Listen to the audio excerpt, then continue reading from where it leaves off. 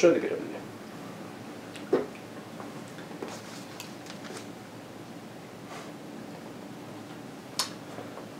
Og við sjáum þá að lengd brunnsins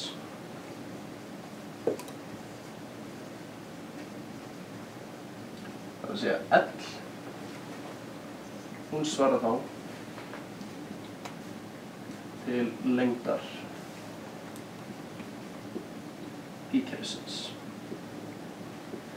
Þannig ef við skrifum hérna upp og við erum með sérstaklega nitur sem að binst kolefni sem er tvítengt við kolefni sem er binst kolefni sem er tvítengt við annað kolefni sem er binst kolefni og sem er tvítengt kannski við eitthvað N. Og hérna erum við með stakt rafeindapar. Að þá ætti sem sagt lengdin á píkerfinu þá er sem sagt lengdin hérna á milli, þá er þetta sem cirka bát brunnurinn okkar.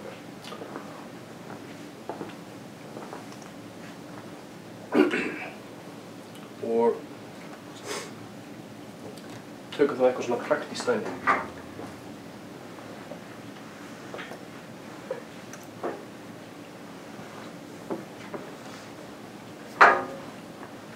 Eins og 1,3 búta-DN.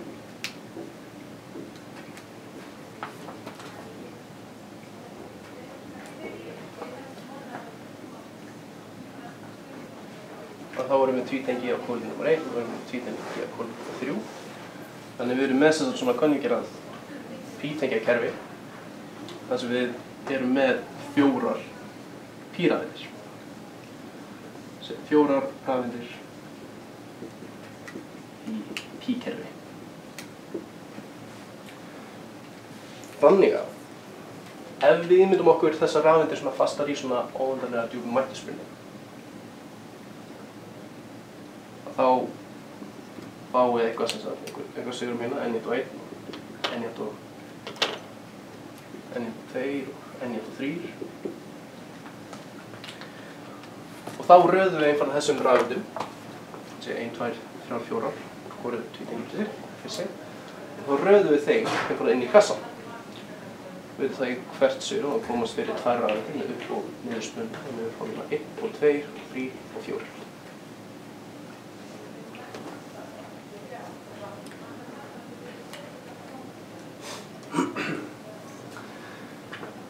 Þannig ef við erum með 4 rafeindir í píkerfinu okkar og þá fyllum við upp í 2 neðstu svigrúmin.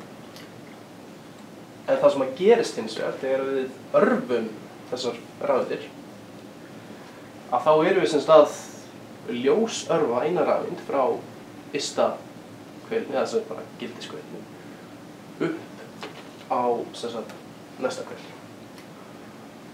Þannig að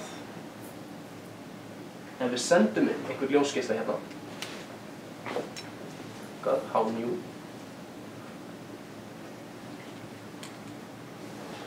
að þá gleypir sem sagt ein rafeindin við ljósorkunni og stekkur upp hvel.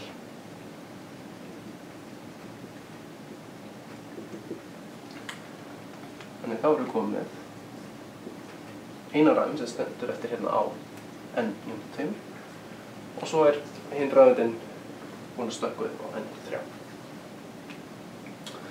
Og þetta er það sem að á sér stað sem í ljósgleypni prósessinu, að rafeindirnar í píkerfinu eru að gleypa við ljóseindum og eru að örvast þá upp á sem sagt næstu svigrúm. Og þessi svigrúm, þau eru iðulega kölluð hérna sem sagt HOMO og LUMO. Ef við munið eftir þessu úr náminu. Munið hvað það stendur fyrir?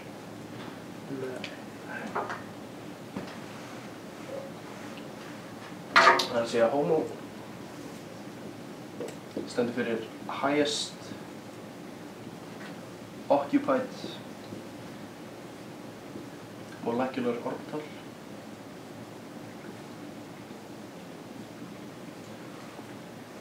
Og LUMO stendur fyrir Lowest Unoccupied Molecular Orbital.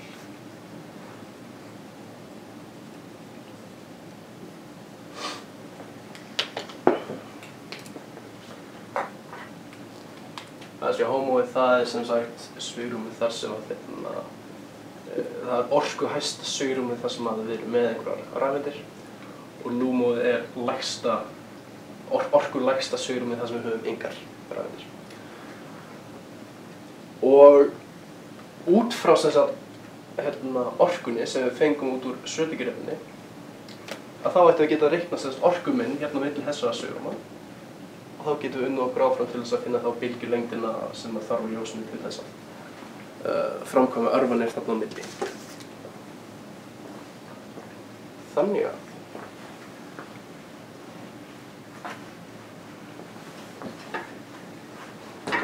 þess að ég er neitt uppi.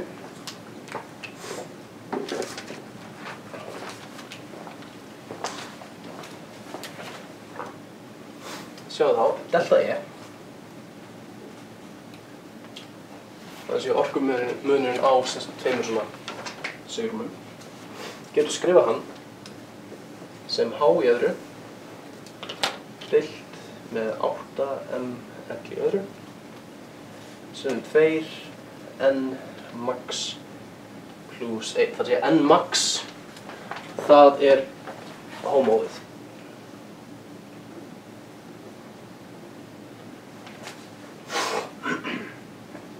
Þannig að það eina sem ég er búinn að gera hérna ég er búinn að taka orkuna fyrir sem sagt lúmóið sem væri þá n max plus 1 og svo tók ég orkuna fyrir homóið sem þá bara n og svo tók ég mismuninn af því að þá fæ ég sem sagt 2n plus 1. Ok. Nú þetta hérna verður þá náttúrulega sem H-C deilt með lambda, það sé einhver ljósorka.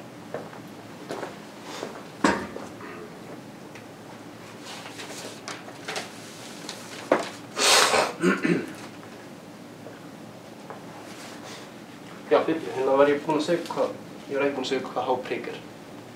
Nei. H-prik er einfallega H deilt með heimil. En þið sjáu þá að þegar við stingum þessu hérna inn, þá dettur út pi öðru þannig og fáum við með 8 til neðs og þessi 2 í öðru og svo kemur 2 hérna þannig 8. Ein vorspurning líka hérna, er það n sem er hérna? 2m l í öðru? Já, m. Er það bara fyrir massa eða? Massi, já, massi rafeindar. Já, m-ið kemur okkur beint út úr hérna Schrödinger. Þá er það massin á hvaða einn sem við erum að skoða.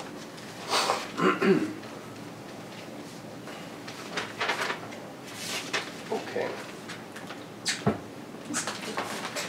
Nú.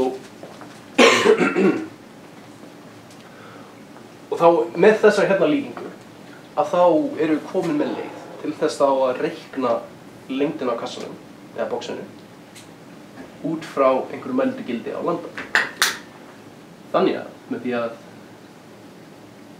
mæla lambda þá getum við reiknað stóra L með einfallega þessu hérna jöfnu. Og náttúrulega það sem við erum með stærðina á, eða bara bygginguna á litarefnum okkar að þá getum við sem sagt sömuleiðis séð hversu langt pi-kerfið er og þar með við séð hvaða örvanir eiga sér stað.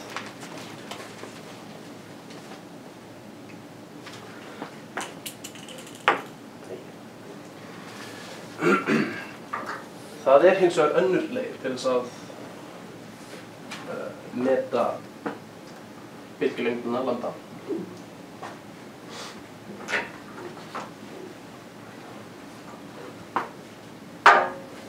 Það er til þess að meta orkuna sem þarf til þess að framkvæma þessu örvun.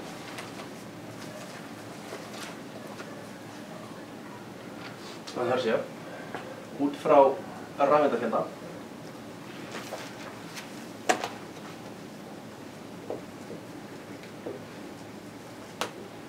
stóra n.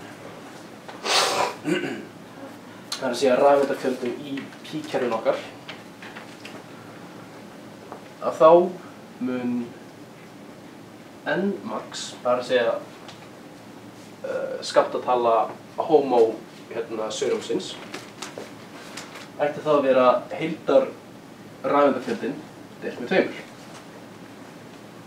Svo við sáum með bútadíinu, þar sem við vorum með 4 rafeindir og þá var Nmax 2 vegna þess að það var náttúrulega 2 rafeindir hverju einasta svigrómi. Nú,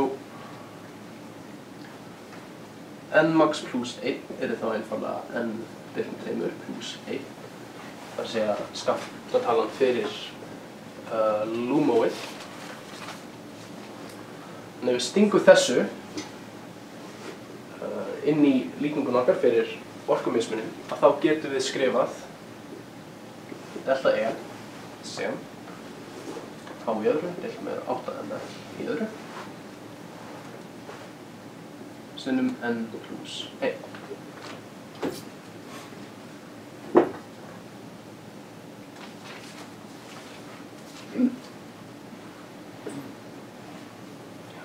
Getum svo faktisk bara fengið það með því að skrá hérna eða setja Nmax beint hingað inn. Nú, ef við einangrum þá landað út úr orku